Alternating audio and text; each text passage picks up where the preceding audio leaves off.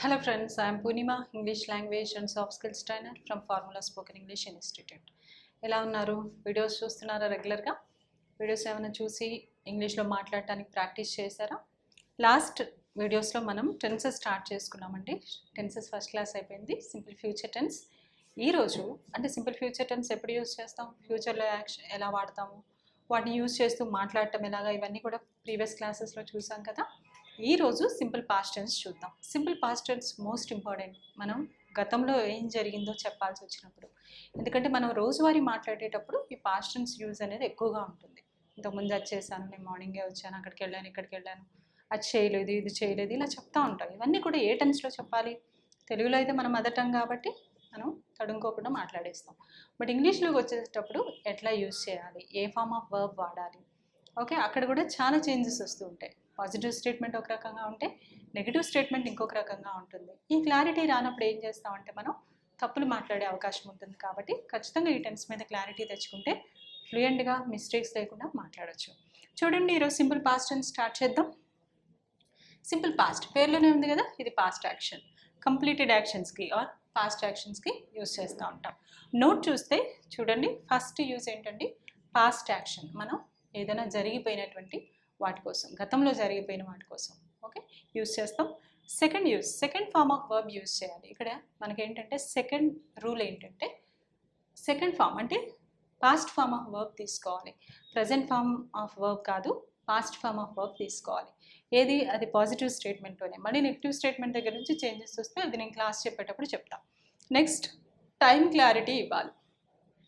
జనరల్గా పాస్ట్లో మాట్లాడేటప్పుడు ఇంగ్లీష్ గురించి ఐడియా ఉన్న వాళ్ళకి అర్థమవుతుంది, లేదు అంటే ఇప్పుడు మీరు నేర్చుకుంటారు కాబట్టి దాని గురించి కన్ఫ్యూజ్ అవ్వక్కర్లేదు.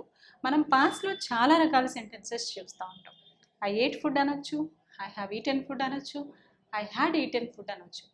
ఏది ఎక్కడ వాడాలి అనే దగ్గర మనకి చాలా కన్ఫ్యూజన్ ఉంటుంది. ఐ ఏట్ ఫుడ్ అంటే సరిపోదా?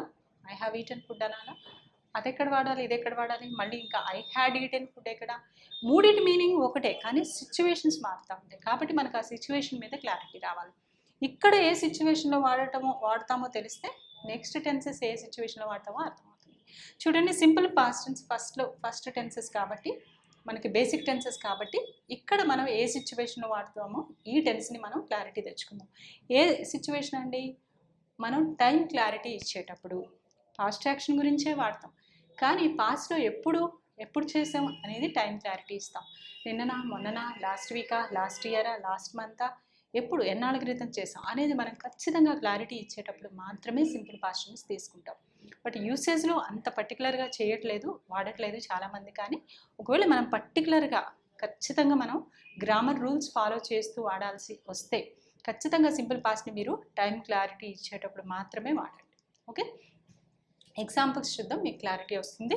పాజిటివ్ స్టేట్మెంట్ మనకు ఆల్రెడీ ఇంతకుముందు టెన్సెస్లో చెప్పాం. మనకి స్టేట్మెంట్స్ పాజిటివ్ అండ్ నెగిటివ్ ఉంటాయి, అలాగే క్వశ్చన్స్ కూడా పాజిటివ్ అండ్ నెగిటివ్ ఉంటాయి. ఇక్కడ పాజిటివ్ స్టేట్మెంట్ తీసుకున్నప్పుడు జనరల్గా సెంటెన్స్ దేంతో స్టార్ట్ అవుతుంది? సబ్జెక్ట్తో స్టార్ట్ అవుతుంది. చూడండి, సబ్జెక్ట్ తర్వాత వర్బ్ ఏ ఫామ్లో ఉండాలి? ఆల్రెడీ జరిగిపోయింది కాబట్టి పాస్ట్ ఫామ్ ఆఫ్ వర్బ్ తీసుకోవాలి. అంటే V2 తీసుకుంటాం. తర్వాత స్టేట్మెంట్ని కంప్లీట్ చేస్తాం. చూడండి, ఐ వోకప్, ఇక్కడ V2 వాడైనా V1 వాడైనా? V2 పాస్ట్ ఫామ్ ఆఫ్ వర్బే వాడాయి. ఐ వోకప్ ఎట్ 6 o'clock, నేను మార్నింగ్ 6 గంటలకి లేచాను. She went to Chennai last week, ఇది లాస్ట్ వీక్ యాక్షన్, జరిగిపోయిన action.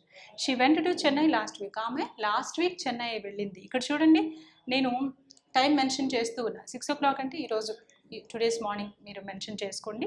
She went to Chennai last week, ఇక్కడ నేను టైం మెన్షన్ చేసి చెప్తున్నా, లాస్ట్ వీక్ వెళ్ళిందని. దే అటెండెడ్ పార్టీ ఎస్టర్డే, వాళ్ళు నిన్న పార్టీకి అటెండ్ అయ్యారు. నిన్న అనేది నేను మెన్షన్ చేసి చెప్తున్నా. ఇక్కడ కూడా మెన్షన్ చేయాలి, టుడేస్ మార్నింగ్ అని పెట్టుకోండి. Okay, I woke up at 6 o'clock today morning. She went to Chennai last week. They attended party yesterday, వాళ్ళు నిన్న పార్టీకి అటెండ్ అయ్యారు. ఇక్కడ అన్ని చోట్ల కూడా వర్బ్ సెకండ్ ఫామే వాడాం, అలాగే టైం క్లారిటీ కూడా ఇచ్చాం. ఓకే, ఒకవేళ నేను చెయ్యలేదు లేదా ఆ పని గతంలో జరగలేదు అని చెప్పాల్సి వస్తే ఏం చెప్పాలి? సబ్జెక్ట్ తర్వాత నెగిటివ్ స్టేట్మెంట్ తీసుకుంటాం. సబ్జెక్ట్ తర్వాత జరగలేదు అని చెప్తున్నాం కాబట్టి ఇది పాస్ట్ యాక్షన్ కాబట్టి పాస్ట్ హెల్పింగ్ వర్బ్స్ అయినటువంటి డూకి పాస్ట్ హెల్పింగ్ వర్బ్ ఏంటి?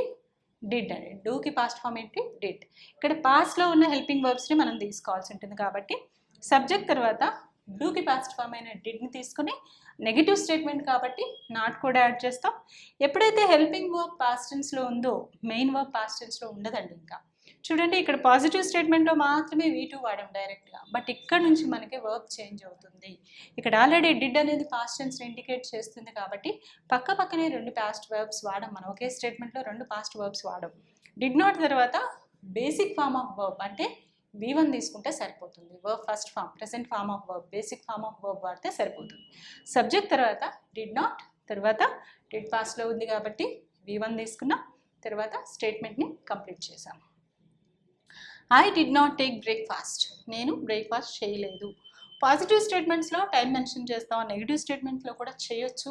ఒకవేళ ఆ పని జరగలేదు కాబట్టి చేయకపోయినా తప్పలేదు. I did not take breakfast, నేను బ్రేక్ఫాస్ట్ చేయలేదు. మార్నింగ్ మీరు మెన్షన్ చేస్తే చేయండి. She did not go to Delhi, ఆమె ఢిల్లీ వెళ్ళలేదు. They did not reach Hyderabad, వాళ్ళు హైదరాబాద్ చేరుకోలేదు. ఇవన్నీ కూడా జరగలేదు. ప్రతి చోట డిడ్ నాట్ వచ్చింది కాబట్టి ఏం చేసాం మనం? V1 తీసుకుంటూ వచ్చాం, V2 వాడే ప్రయత్నం చేయలేదు. అంటే మీరు గుర్తుపెట్టుకోవాల్సింది ఏంటంటే పాస్ట్ టెన్స్లో మాట్లాడేటప్పుడు ఏదైనా ఒక పని చేశాను అని చెప్తేనే డైరెక్ట్గా పాస్ట్ ఫామ్ అంటే V2 తీసుకోండి. కానీ చేయలేదు అని చెప్పినా, చేసావా అని క్వశ్చన్ అడిగినా, చేయలేదా అని క్వశ్చన్ అడిగినా ప్రతి చోట మీకు డిడ్ యూజ్ అవుతుందండి. డిడ్ అనేదాన్ని ఖచ్చితంగా మనం యూజ్ చేయాలి. ఎప్పుడైతే డిడ్ వస్తుందో మనం V2 వాడం, పాస్ట్ ఫామ్ ఆఫ్ వర్బ్ వాడం, V1 అంటే బేసిక్ ఫామే వాడతాం. ఓకే, సో ఇక్కడ డిడ్ అనే హెల్పింగ్ వర్బ్ తీసుకున్నాం కాబట్టి V1 వాడుతూ వచ్చాం. ఇది positive statement and negative statement. ఈ రెండింటిని బేస్ చేసుకొని మీరు ప్రాక్టీస్ ఎలా చేస్తారు? ఒక పని చేయండి. నిన్నంతా మీరు ఏం చేస్తారు? కూర్చొని ప్రశాంతంగా ఒక్కసారి ఇంగ్లీష్లో రీకలెక్ట్ చేసుకుంటూ ఎస్టర్డే యాక్టివిటీస్ ఇంగ్లీష్లో చెప్పడానికి ప్రయత్నించండి. ఇవే ఈ సెంటెన్సెసే వస్తాయి. కొన్ని స్టేట్మెంట్ పాజిటివ్లో, కొన్ని సెంటెన్సెస్ నెగిటివ్లో. I woke up at 6 o'clock but I did not wake up at 5 o'clock. I went for morning walk, did not go to gym. I took a cup of tea but I did not take any cup of coffee. I took breakfast but I did not eat any non veg. ఇట్లా మీరు ఒక positive statement and ఒక negative statement చెప్తూ నిన్నంతా ఏం చేశారు, అలాగే చేయలేదు మాట్లాడుతూ ఈ సింపుల్ పాస్ట్ని యూజ్ చేస్తూ మాట్లాడడానికి ట్రై చేయండి. ఓన్లీ ఎస్టర్డే యాక్టివిటీస్ ప్రాక్టీస్ చేయండి. నెక్స్ట్ క్లాస్లో నేను క్వశ్చన్స్ చెప్తా, అప్పుడు మీకు కాన్వర్సేషన్ చేయడం కూడా వస్తుంది.